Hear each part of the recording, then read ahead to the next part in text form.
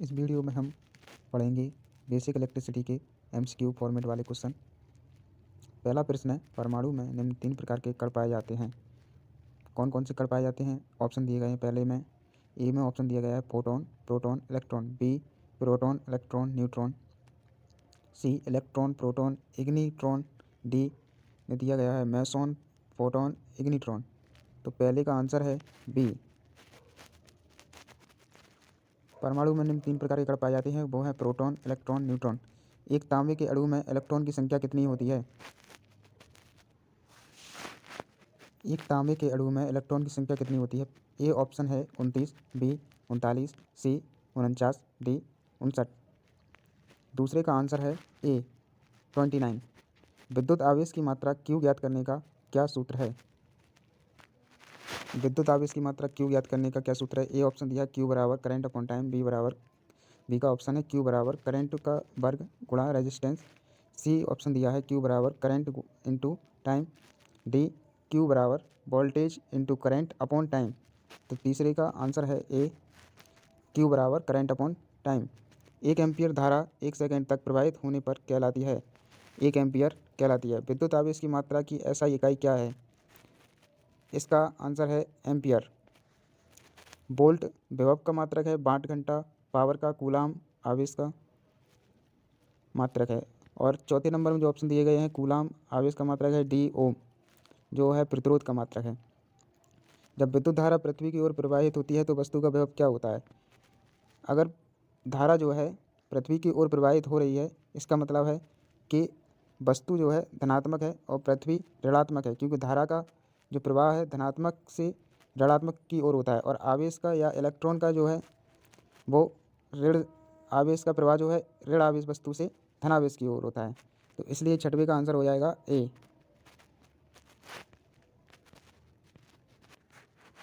प्रश्न नंबर 7 है, धारा प्रवाह स्थापित करने के लिए न्यूनतम आवश्यकताएं हैं। ए ऑप्शन है वोल्टेज स्रोत, चालक, अचालक तथा अमीटर।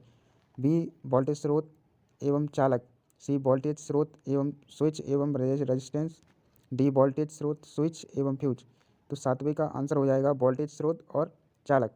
तो धारा प्रवाह स्थापित करने के लिए हमें पहले सप्लाई मालूम होनी चाहिए और सप्लाई को आगे ले जाने के लिए चालक तार होने चाहिए। तो हमारा 7 का आंसर हो जाएगा बी वोल्टेज स्रोत और चालक। जब धारा इलेक्ट्रोलाइट से पास होती है तब करंट किस प्रकार का प्रभाव उत्पन्न करेगा? ए चुंबकीय प्रभाव, बी तापीय प्रभाव, सी रासायनिक प्रभाव, डी प्रकाशीय प्रभाव। इसका आंसर हो जाएगा रासायनिक प्रभाव। इलेक्ट्रोलाइट का प्रयोग हम देखें तो सेलों में करते हैं या बैटरी में करते हैं, और बैटरी में जो है रासायनिक ऊर्जा स्थापित होती है, इसलिए आज 8वें का आंसर हो जाएगा सी रासायनिक प्रभाव। विद्युत धारा की उपस्थिति का आभास होता है। विद्युत धारा की उपस्थिति का आभास उसके चमकने से होता है, यानी कि बिजली चमकना। और बी उत्पन्न प्रभावों से। सी विद्युत झटके से। डी चटकने की ध्वनि से। तो ए चमकना यानी कि जो है उत्पन्न प्रभाव जो है सारे क्या क्या होते हैं उत्पन्न प्रभाव? विद्युत चुम्बकीय प्रेरण का मतलब पंखा का चलना, विद्युत झटका, बिजली का चमकना। तो उत्पन्न प्रभाव सारे ऑप्शन इसी में समाहित हैं। तो 9th का आंसर हो जाएगा, 9वें का प्रश्न का आंसर हो जाएगा उत्पन्न प्रभावों से। धारा के 3 प्रमुख प्रभाव क्या क्या हैं? ए ऑप्शन में दिया है ऊष्मीय, चुंबकीय, विद्युत झटका देना। ऊष्मीय प्रकाश उत्पन्न करना और चुंबकीय। ऊष्मीय, चुंबकीय, रासायनिक, चुंबकीय और विद्युत झटका। तो इसका आंसर हो जाएगा 10वें प्रश्न का आंसर हो जाएगा सी ऊष्मीय, चुंबकीय एवं रासायनिक प्रभाव।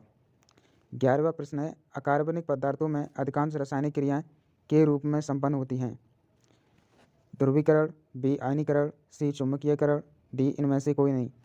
11वें का आंसर हो जाएगा बी आयनीकरण, यानी कि कोई अकार्बनिक पदार्थ है यानी कि उसमें कार्बन नहीं है, जैसे सोडियम क्लोराइड, HCl, H2SO4, ये अकार्बनिक पदार्थ हैं।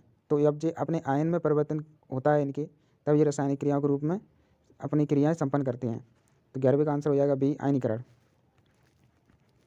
12वां प्रश्न है, जब धारा एक चालक से प्रवाहित होती है तो वह तप्त हो जाता है यानी कि गर्म हो जाता है, तो इस प्रभाव को क्या कहते हैं?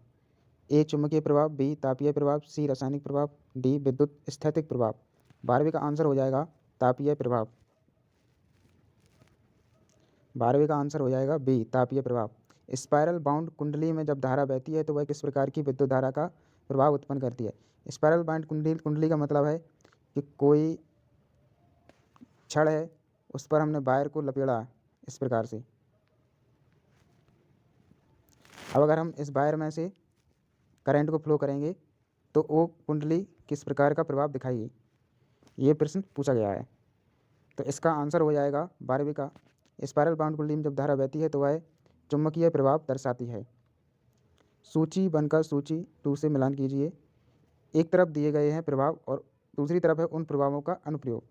तो ए उसमें प्रभाव का हम क्या उपयोग कर सकते हैं, बी चुंबकीय प्रभाव विद्युत पंखा, सी रासायनिक प्रभाव विद्युत लेपन, और एक्स किरणें हड्डियों का छाया चित्र उसमें प्रभाव का बल्ब। तो 14वीं का आंसर हो जाएगा ए का सेकेंड, बी का फर्स्ट, यानी कि डी। 14 का आंसर हो जाएगा डी, सी का फोर्थ और डी का थर्ड।